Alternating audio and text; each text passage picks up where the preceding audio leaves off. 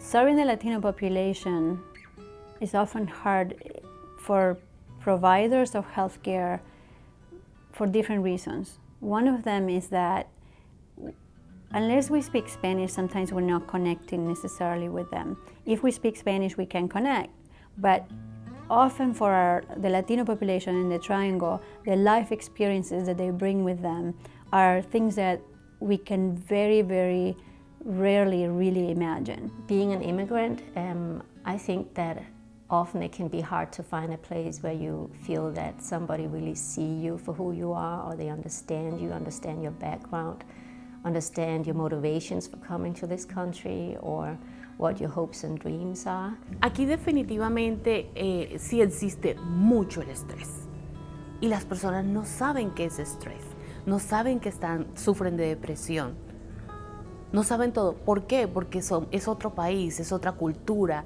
es otro idioma, es otras costumbres. Entonces venimos con nuestras costumbres. Cuando llegamos aquí nos encontramos que no sabemos manejar esto. Entonces se presenta mucho estrés.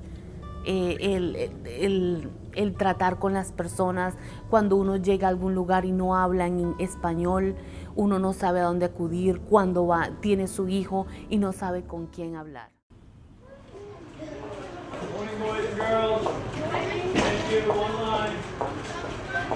Good job. Good job.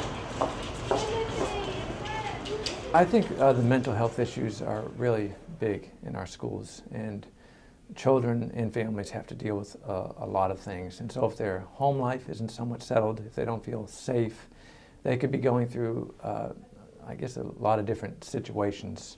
But if they're not getting help on that front, on the social, emotional problems that they're having to deal with, then they're not able to focus on their academics. So they might be anxious, their minds might be at another place. And so to be able to help them with those kind of obstacles or problems really frees them up to be able to focus in school. Here at Forest View, a third of our children are Latino. And across Durham, we have a high population. So to have an agency that is aware of and be able to address the social and mental health needs of this community is vital for the success of the schools, and it's vital to the success of a part of our population. You don't see a lot of Latinos kind of sharing their stories, sharing their voices. It's starting a little bit more, but still they live very much like the margins of society.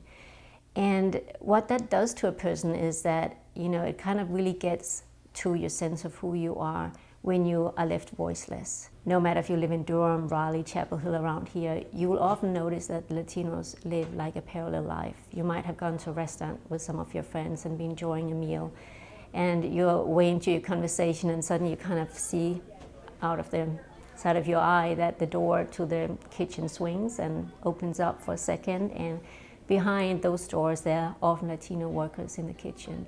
And very few people notice them or notice their lives, and they're really just not being valued. When I see them in my office, I often may have 10 more patients than I need to see. I have to make the decision, do I ask the question, what else is going on? I often call it a cloud, something that goes through their minds where they're actually, I say, is there something else? ¿Hay algo más? Pregunto en español. I always talk in Spanish with my patients. And sometimes I can see it's like a cloud that goes by. I need to grab it and find out what else is going on.